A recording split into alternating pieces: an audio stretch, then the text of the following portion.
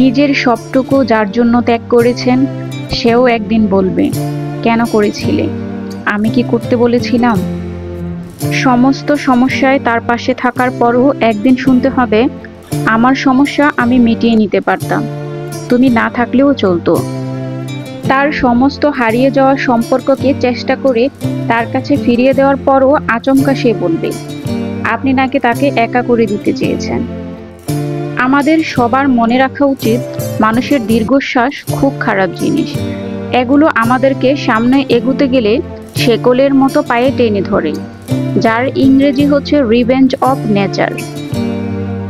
আপনি মানুষকে কষ্ট দিচ্ছেন, সে হয়তো বদদোয়া করবে না, কিন্তু রোগের হাই বলে একটা কথা আছে, এটা আপনাকে ধীরে ধীরে ধ্বংস করে দিবে।